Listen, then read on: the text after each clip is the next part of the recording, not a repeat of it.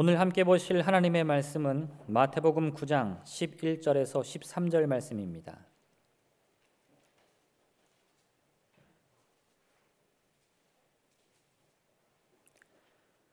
마태복음 9장 11절에서 13절 말씀 제가 봉독하겠습니다. 바리새인들이 보고 그의 제자들에게 이르되 어찌하여 너희 선생은 세리와 죄인들과 함께 잡수시느냐?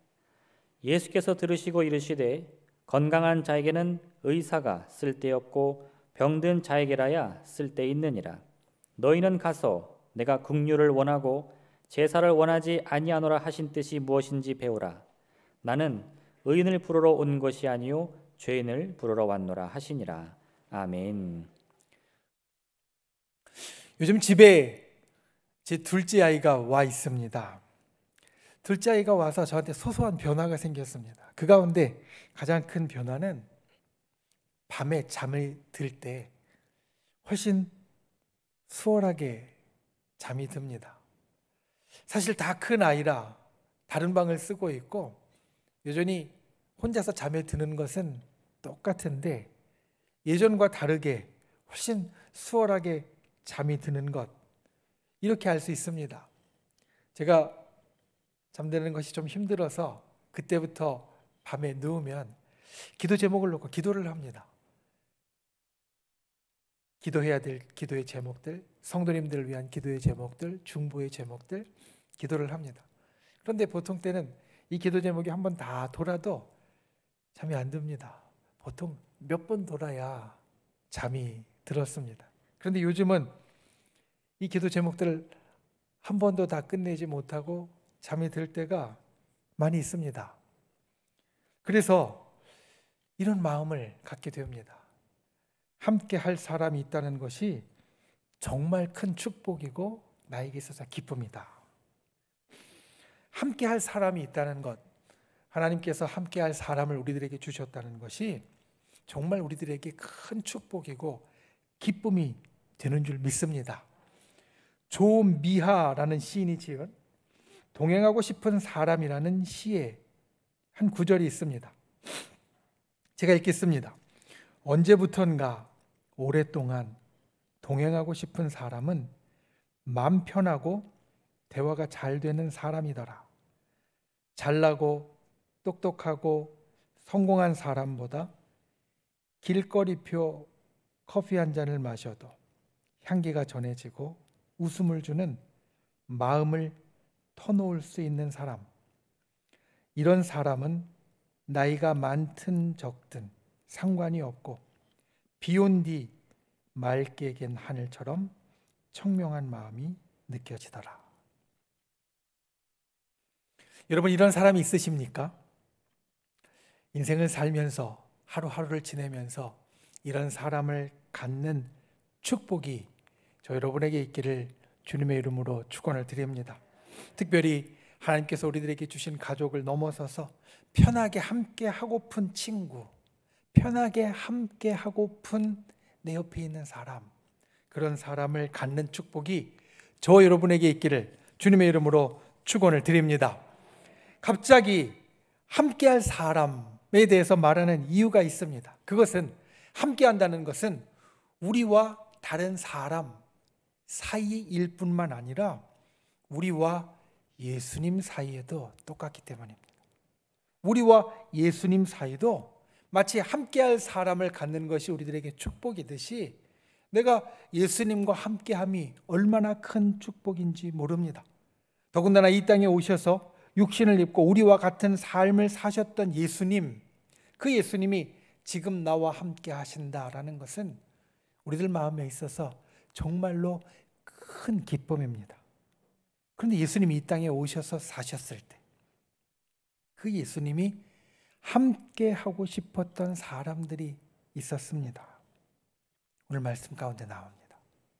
오늘 말씀 가운데 예수님은 어떤 사람과 함께 하고 싶으셨는지 그들의 모습을 살펴보고 우리도 예수님이 함께 하고 싶다고 생각하는 사람, 예수님이 우리를 보시면 저 아무개하고는 내가 꼭 같이 있고 싶어 라고 말할 수 있는 사람, 그와 같은 예수님과 함께하는 축복의 사람이 되실 수 있기를 예수님의 이름으로 축원을 드립니다. 첫 번째로 예수님이 함께하고픈 사람은 병자와 죄인의 마음을 가진 사람입니다. 오늘 본문에는 예수님이 만난 두 부류의 사람들이 등장합니다. 첫 번째는 세리와 죄인입니다. 그리고 예수님은 이 세리와 죄인을 12절에 보면 병자라고 이야기를 합니다. 자, 세리와 병자와 죄인, 어떤 사람입니까? 당시 유대 땅의 세리들은 사람들이 혐오하고 미워하는 사람들이었습니다. 왜냐하면 자기들이 정말 열심히 벌은 것을 세금으로 가지고 자기들을 힘들게 하는 로마에 갖다 바치는 사람들, 그 사람들이 세리였고, 또 이 세리들은 나라에서 걷게 한 것, 거둘 수 있게 한 것, 그 이상을 거두어서 자기들이 착복했기 때문에 이 유대 사람들에게 공공의 적같이 아주 큰 원수로 여겨지는 사람이 세리였습니다. 병자는 어떻습니까? 병자 여러분 만나고 싶습니까? 물론 내 가족이 아플 때는 우리가 정말로 열과 성을 다해서 돌보고 살피지만 보통 때 병든 사람을 기쁘게 만나고 싶은 사람 별로 없습니다. 특별히 요즘 길거리를 가다가 기침이라도 해보십시오. 그러면 사람들이 다 쳐다보고요. 그리고 피해갑니다. 병자, 사람들이 같이 하고 싶어 하지 않는 사람들입니다. 죄인은 어떻습니까? 우리가 같이 하고 싶지 않기 때문에 그들이 거할 것을 따로 만들어서 거기에 가둬놓는 것이 죄인입니다. 세상 사람들의 눈으로 볼 때에는 세리나 병자나 죄인이나 다 만나고 싶지 않은 사람들입니다. 행여나 잘못해서 만나면 내게 해가 올까 걱정이 되는 사람들, 그래서 함께 하고 싶지 않은 사람들입니다. 또 한편에는 바리새인 그리고 서기관들이 있습니다. 바리새인과 서기관들은 당시 유대 사회의 지도층입니다. 유대 사회를 이끌고 가는 지도층에 해당하는 사람들입니다. 어떻습니까? 세상 사람들이 볼 때는 만나고 싶은 사람입니다. 같이 하고 싶은 사람입니다. 무언가 그래도 사회를 이끌고 가는 유명 인사들과 같이 있으면 내게 도움이 될까 기대하고 같이 하려고 애쓰는 사람들입니다. 세리와 병자와 죄인, 세상 사람들이 볼 때는 같이 하고 싶지 않은 사람들이고, 바리새인과 서기관들, 이 사회 지도층들은 세상 사람들이 볼 때는 같이 하고 싶은 사람들입니다. 그런데 세상 사람들의 이 시각과 생각과 예수님의 생각은 다르다. 오늘 말씀 가운데 그것을 우리들에게 보여줍니다. 예수님이 함께하고픈 사람은 어떤 사람이었느냐? 이 사람들이었습니다. 세리와 병자와 죄인들. 오늘 본문 12절 보면 예수님께서는 이렇게 이야기하십니다. 예수께서 들으시고 이르시되 건강한 자에게는 의사가 쓸데없고 병든 자에게야 쓸데있느니라. 바리새인들이 예수님께 이야기했습니다. 예수님은 랍비신데, 선생님이신데 왜 죄인들과 병자들과 세리들과 같이 하십니까? 그 이야기를 들으시고 이야기한 겁니다. 건강한 자에게는 의사가 쓸데없고 병든 자에게야 쓸데있느니라. 좀 더 이야기하면 너희는 건강한 자니까 내가 쓸데없고 내가 너희와 같이 있고 싶지 않고, 병든 자, 힘든 자는 내가 쓸데있고 같이 있고 싶은 사람이다. 예수님은 세상의 시각과는 전혀 다른 것을 오늘 말씀하십니다. 세상 사람들이 같이 있고 싶지 않은 사람들에게는 내가 필요하고 내가 함께하고 싶은 사람이라고 이야기하시고, 세상 사람들이 함께하고 싶은 사람들에게는 예수님은 나는 너희들에게 쓸데없고 나는 너희와 함께하고 싶지 않다 이야기하십니다. 자, 우리는 예수님과 함께하고 싶습니다. 그러면 어찌해야 되겠습니까? 세리처럼 잘못하고 병자처럼 아프고 또 죄인처럼 죄를 지어야 되겠습니까? 오늘 예수님의 말씀은 그게 아닙니다. 오늘 예수님께서 우리들에게 주시는 말씀은 내가 세리와 병자와 죄인과 함께하고 싶다라고 해서 너희가 병자가 되고 죄인이 되라는 말씀이 아니라 병자와 죄인이 갖는 마음을 우리가 가져야 한다라는 말씀입니다. 병자와 죄인, 보통 사람들과는 다른 마음을 갖습니다. 병자와 죄인은 어떤 사람이냐? 도움이 필요한 사람입니다. 병이 났는데 자기 혼자 힘으로 안 되기 때문에 도움이 필요하고요. 죄를 지었는데 그 죄의 문제를 해결하기 위해서는 자기 혼자 안 되기 때문에 내가 죄인인 것을 인정하고 도와달라고 할 수 있어야 합니다. 도움이 필요한 사람, 도와달라고 자기의 연약함을 인정하고 그리고 도움을 청할 수 있는 사람, 그것을 한마디로 바꾸면 겸손한 자라고 말할 수 있습니다. 자기 자신을 낮추는 자. 병자와 죄인의 마음은 겸손함입니다. 자기 자신을 낮추는 겁니다. 사실 우리는 주님 앞에 겸손해야 합니다. 주님은 오늘 이 둘을 따로 놓고 이야기하시는 것 같지만 그건 우리가 볼 때 그런 거고, 사실 세리와 병자와 죄인이나 바리새인과 서기관들은 주님이 보실 때는 둘 다 똑같습니다. 어떤 면에서 똑같느냐? 세상의 사람들은 서로는 갈라서 나는 옳고 너는 죄됐어라고 말할지 모르지만 하나님이 보시기에는 이 땅에는 모든 사람들은 다 연약하고 병들었고 죄인이 아닌 사람이 없기 때문에 똑같다라는 겁니다. 다른 것은 그것에 대한 그들의 생각입니다. 한쪽은 나는 의롭고 저쪽은 죄인이라고 해서 겸손하지 못했고, 한쪽은 내가 도움이 필요하니까 주님 앞에 엎드리고 겸손한 사람이 되었다라는 겁니다. 예수님이 함께하고 싶은 사람은 겸손한 사람입니다. 여러분, 주님 앞에 이것을 기억해야 합니다. 우리가 주의 도우심을 구하는 겸손한 마음이 있을 때 주님은 우리와 함께하고 싶어 하신다. 그리고 두 번째로 병자와 죄인의 공통점이 또 하나 있습니다. 그것은 무엇이냐면 간절함입니다. 마가복음 5장에는 12회 혈루증 앓는 여인의 이야기가 나옵니다. 우리가 잘 아는 이야기입니다. 12회 혈루증 앓는 여인이 여러모로 다 백방으로 알아보아도 병을 치료하지 못하다가 예수님이 지나가신다는 이야기를 듣고 사람들 틈에 몰래 숨어서 예수님 뒤에 가서 예수님 옷에 손을 댔습니다. 그리고 그 병이 깨끗하게 나았습니다. 겉으로 볼 때에는 이 사건입니다. 이 여인이 믿음이 있고 그리고 그 믿음 때문에 병이 나았다. 그런데 사실 이 행동 하나하나에는 이 여인의 아주 간절한 마음이 숨어 있습니다. 유대 사회에는 정결법이라는 것이 있습니다. 정한 것이 있고 부정한 것을 나눕니다. 정한 것이 있고 부정한 것을 나누는 기준은 하나님께서 주신 것인데 그 이유를 우리가 생각할 때 어떤 것은 위생 때문에 주셨고 또 어떤 것은 병 때문에, 위험 때문에 그렇게 주셨습니다. 자, 혈루증, 피가 계속 쏟아지는, 유출되는 병입니다. 이 혈루증을 앓는 사람은 부정한 사람입니다.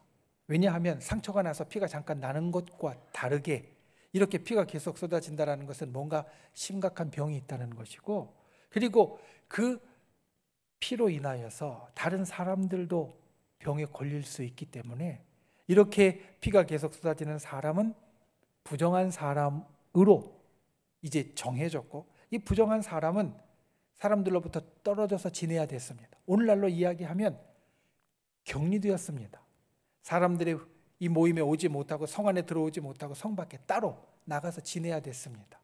그리고 그 병이 다 나으면 이제 그 피가 흐르는 것이 멈추고 다 완치가 되면 제사장에게 보여서 이제는 정결하다라는 판단을 받으면 이 격리가 해제가 되었습니다. 12회 동안 혈루증을 앓았습니다. 12회 동안 격리되었습니다. 가족도 못 만나고 친구도 못 만나고 그리고 사랑하는 다른 사람들과 함께 할 수도 없고 자기가 원하는 것을 할 수도 없었습니다.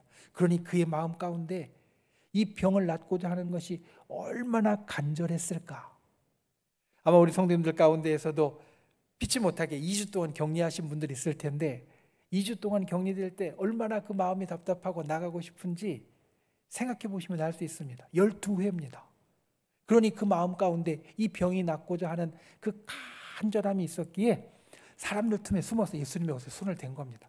만약 들키면 큰일 나는 겁니다. 부정한 자가 그 정결례를 어기고 사람들 사이에 숨어들어서 다른 사람들과 접촉했다?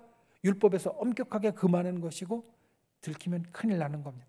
그런데 그 모든 것을 무릅쓸 정도로 이 여인은 아주 간절했습니다. 죄인들도 마찬가지입니다. 간절한 사람들입니다. 내가 죄를 지어서 죄의 벌을 받게 되었지만 그 처벌이 약해지고 그 처벌에서 벗어나기를 그 마음 가운데 아주 간절히 소망하는 사람들이 죄인입니다. 그러니까 병자와 죄인은 간절함을 가진 사람이고 이 간절한 자에게 예수님은 함께 하신다. 오늘 말씀은 우리들에게 그렇게 일러주고 있습니다. 야고보서 4장 6절은 주님의 말씀을 이렇게 우리에게 전합니다. 하나님은 교만한 자를 물리치시고 겸손한 자에게 은혜를 주신다 하였느니라. 우리가 예수님이 함께하고 싶은 사람이 되려면 아무개야 나는 너와 함께하는 것이 정말 기쁘고 즐거워. 예수님이 이렇게 이야기하는 사람이 되려면 우리는 병자와 죄인의 마음을 가진 자가 되어야 합니다. 겸손한 사람이 되어야 합니다. 간절한 사람이 되어야 합니다. 그때 주님께서 우리와 함께 하십니다. 저 여러분이 예수님이 함께하고 싶은 사람이 되시기를 주님의 이름으로 축원을 드립니다. 겸손한 분들이 되시기를 축원드립니다. 간절한 분들이 되시기를 축원드립니다. 예수님이 기쁨으로 함께하는 분들이 되시기를 주님의 이름으로 축원을 드립니다. 두 번째, 오늘 말씀 가운데 예수님이 함께하고픈 사람은 긍휼을 사모하는 사람입니다. 오늘 13절 말씀 예수님이 이렇게 이야기하십니다. 너희는 가서 내가 긍휼을 원하고 제사를 원하지 아니하노라 하신 뜻이 무엇인지 배우라. 자, 이 말씀은 본래 구약에 있는 호세아서 6장 6절 말씀을 예수님이 인용하시면서 선언하시는 겁니다.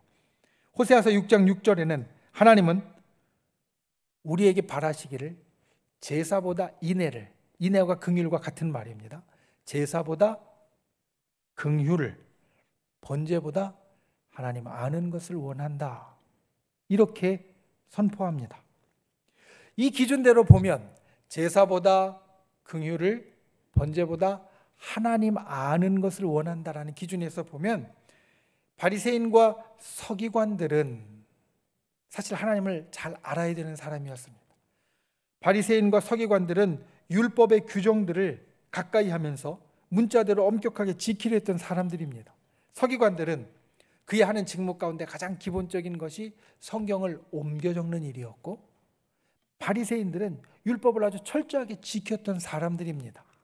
바리새라는 말의 뜻이 분리되었다라는 뜻입니다. 즉 바리새인들은 왜 자기 자신들을 일컬어서 바리새인들이라고 불렀냐면, 우리는 보통 사람들, 하나님의 율법이 우리에게 있지만 그 율법을 삶 가운데 어떤 것은 지키고 어떤 것은 못 지키고 이렇게 왔다 갔다 하는 사람이 아니라 하나님의 율법을 모든 면에서 아주 철저하게 지켜서 저 사람들과는 따로 분리된 사람들, 떨어진 사람들이다 이야기했기 때문에 자기들을 바리새인들이라 불렀습니다. 그러니까 바리새인과 서기관들은 하나님의 말씀을 가까이 하고 철저하게 지키는 사람들이었기 때문에 하나님을 아는 사람이다 이야기할 수 있을 겁니다. 그런데 예수님 보시기에는 아니었습니다. 왜냐하면 바리새인과 서기관들은 오늘 말씀에 있는 대로 하나님의 긍휼을 알지 못하고 하나님의 마음을 알지 못했기 때문입니다.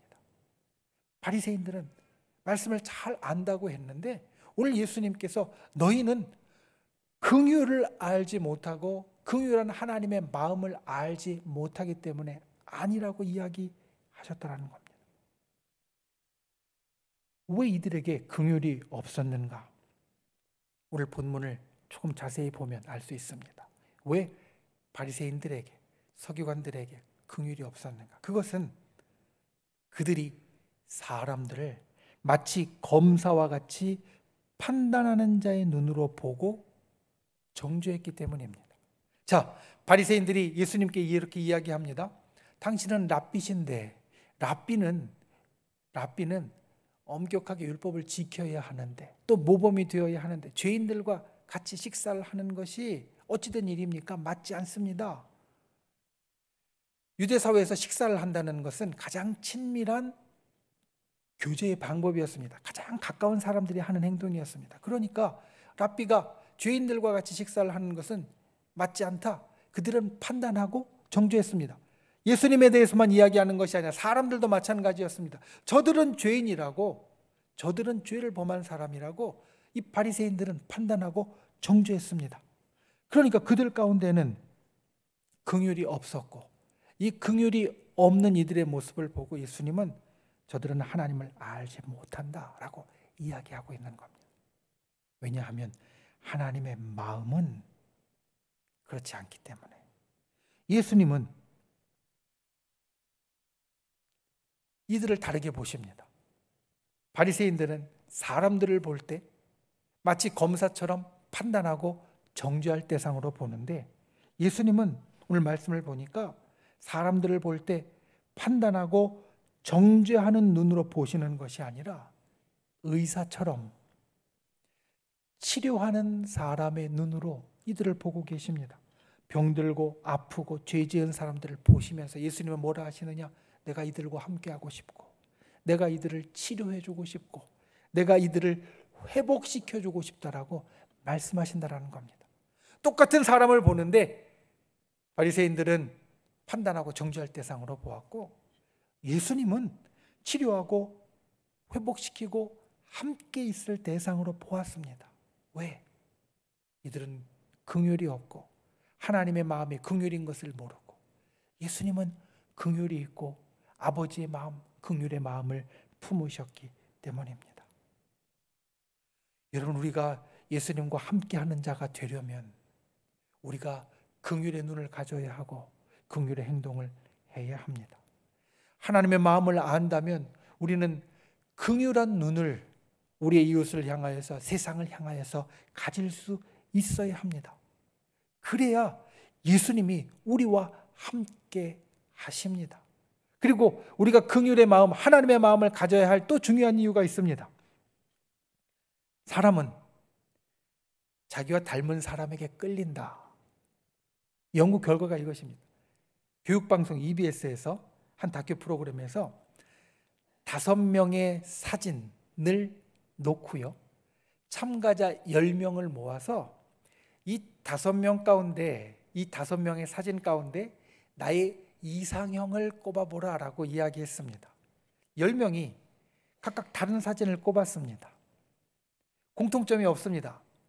이 사람은 이 사람을, 이 사람은 이 사람을 다르게 뽑았습니다. 그런데 이 10명이 꼽은 사진에 공통점이 하나가 있었는데, 그건 뭐냐면, 사실 이 연구는 이 5명의 사진을 놓고 한 연구는 이 5명이 실제 사람의 사진이 아닙니다. 이 5명의 사진은 합성한 사진이고요.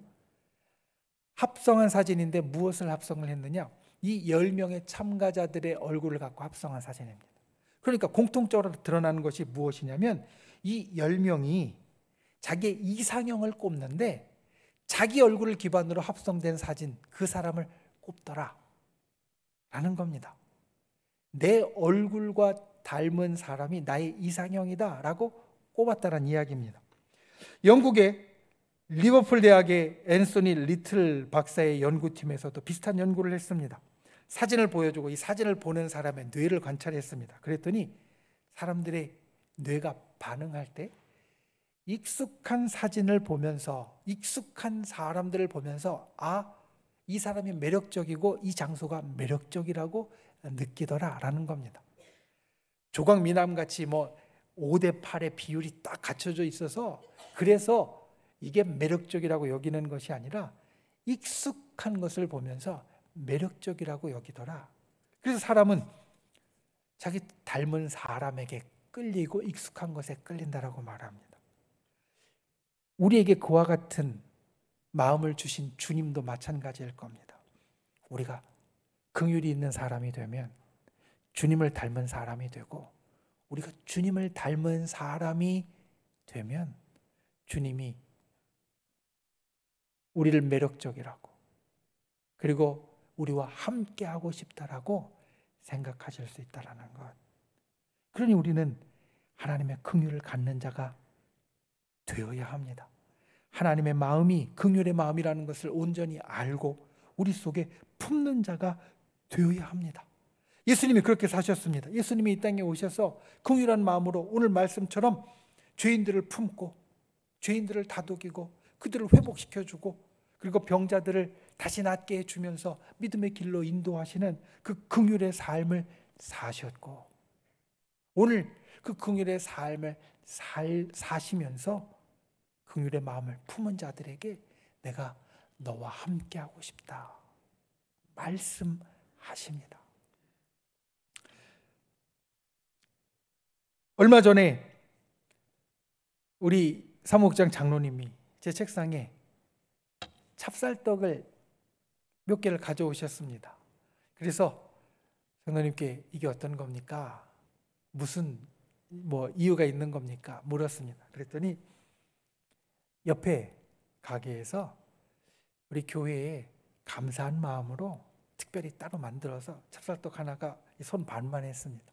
그렇게 크게 만들어서 그래서 가져오신 겁니다. 이야기를 하는 겁니다. 사실 우리 교회가 지난 연말에 성탄절 전에 이웃과 작은 사랑을 나누었습니다. 코로나로 인하여서 우리 성도님들도 많이 힘들고, 또 우리 성도님들뿐만 아니라 우리 주변에 있는 우리의 이웃들, 비록 우리와 같은 성도는 아니지만 우리 주변에 있는 이 소상공인들 가게들도 많이 힘들었습니다. 그래서 이 주변에 있는 소상공인들과 우리 교회 내부의 소상공인들 약 50분을 정해서 정말 작지만 그래도 힘내시라고, 또 어려운 상황 가운데 조금이라도 보태시라고 우리가 구제를 했습니다. 그랬더니 그것을 받으시고 감사하다고 그렇게 만들어 오셨던 겁니다. 주님께서 우리를 향하여 품으신 그 사랑과 긍휼의 마음을 우리 교회가 조금이나마 어떻게 보면 흉내낸 것 같이 그렇게 했는데도 그것이 그들에게 있어서 정말 힘이 되고 그들의 마음에 큰 위안이 되었다. 이게 어떻게 소문이 났는지 다른 지역에 저 밑에 경상도에 가 있는 우리 교회 출신의 성도님이 지난주 연락을 하셨습니다. 목사님, 여기까지 그 소문들이 들려서 정말 너무 좋고 청순보험교회가 자랑스럽습니다. 이렇게 이야기를 전해 오셨습니다. 여러분, 우리가 예수님과 함께하는 사람, 예수님이 함께하고 싶은 사람이 되려면 이와 같이 세상을 향한 긍휼, 사람을 향한 긍휼이 계속 되어져야 합니다. 여리고 기도회를 할 때 중보의 기도를 하는 것도 사실 그러한 연유에서입니다. 우리가 보통 때 평안할 때는 우리 자신의 기도의 제목들, 우리가 가진 기도의 제목들을 보다도 중점적으로 그것들을 놓고 기도했습니다. 그런데 지금은 우리가 다 같이 힘들고 또 같이 긍휼이 필요한, 사랑이 필요한 때이기 때문에 우리를 위한 기도, 주님 앞에 우리가 가져야 할 당연한 기도의 제목이지만 또한 이웃을 위한 기도, 우리 주변을 위한 기도, 나라를 위한 기도, 세상과 사회를 위한 기도가 우리의 중보의 기도의 제목으로서 우리가 가진 긍휼의 마음에 따라 꼭 필요한 때가 되었다라는 겁니다. 긍휼의 마음을 품고 긍휼을 행하는 자에게 예수님이 함께 하십니다. 각박해지는 삶에서 저 여러분이 긍휼을 가진 분들이 되시기를 바랍니다. 긍휼의 마음을 품고 긍휼을 행할 수 있는 분들이 되시기를 바랍니다. 그때 예수님이 우리와 함께하기를 즐겨하실 줄 믿습니다. 아무개야, 내가 너와 함께 있는 것이 정말 좋고 정말 기쁘고 정말 즐거워, 이렇게 말씀하게 되실 줄 믿습니다. 긍휼을 품고 긍휼을 행함으로 예수님이 즐겨 함께하고 싶은 저와 여러분이 되시기를 예수님의 이름으로 축원을 드립니다. 말씀을 맺습니다. 오늘 두 부류의 사람들을 말씀드렸습니다. 자, 한쪽은 예수님이 함께하고 싶은 사람, 한쪽은 예수님이 함께하고 싶지 않은 사람. 사실 어떻게 보면 양쪽 끝에 있는 사람들입니다. 양쪽 끝에 있는 이 두 부류의 사람들을 제가 전하고 또 그 말씀을 들으면서 이런 생각을 하실 수 있습니다. 이 목사님, 저는요 여기도 아니고요 여기도 아니에요. 저는 여기에요. 어떨 때는 예수님이 함께하고 싶은 사람이었다가 어떨 때는 예수님이 함께하고 싶지 않은 사람이었다가 왔다 갔다 하니까 저는 이쪽 끝도 아니고 이쪽 끝도 아니에요. 여기에요. 그러니 저한테는 말씀이 좀 안 맞을 수도 있는 것 같아요. 이런 생각을 할 때도 있습니다. 보통 말씀을 전할 때 양극단에 대해서 이야기하면 나는 이 양극단 어디에도 속하지 않으니까 이 말씀은 나를 향한 말씀이 아닌가 보다, 이런 마음이 들 때도 있습니다. 그런데 이 양극단을, 두 극단을 이야기하는 이유가 있습니다. 유익한 점이 있기 때문입니다. 자, 저 여러분이 이 여기 어딘가 있습니다. 이쪽 끝도 아니고요 이쪽 끝도 아니고 예수님이 나와 함께하고 싶을 때도 있고 아닐 때도 있고 이 중간 어디쯤인가 있습니다. 그런데 우리가 어디론가 가야 됩니다. 이 중간 어디쯤인가 있는데 이쪽으로 가든지 아니면 이쪽으로 가든지 어디론가 가야 합니다. 이 양극단에 대해서 이야기하는 것은 우리가 어느 쪽으로 가야 하는가, 그 모습을 우리들에게 선명하게 보여주는 유익한 점이 있다라는 겁니다. 저와 여러분이 가운데 있을 때, 어딘가 좀 중간 가운데 좀 어정쩡하게 있을 때 우리가 분명히 가야 할 곳이 있는데 여러분 어디로 가시겠습니까? 예수님이 함께하고픈 사람 쪽으로 가시겠습니까? 아니면 예수님이 함께하고 싶지 않은 사람 쪽으로 가시겠습니까? 저 여러분이 이쪽으로 가기를 원합니다. 예수님이 함께하고픈 사람이 되시기를 바랍니다. 예수님이 함께하고픈 사람 쪽으로 날마다 조금씩 가는 분들이 되시기를 바랍니다. 그러기 위해서 오늘 말씀 가운데 나온 두 가지를 꼭 기억하십시오.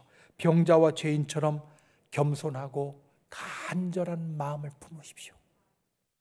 그리고 두 번째로 하나님의 마음, 긍휼을 사모하고 긍휼을 행하는 분들이 되십시오.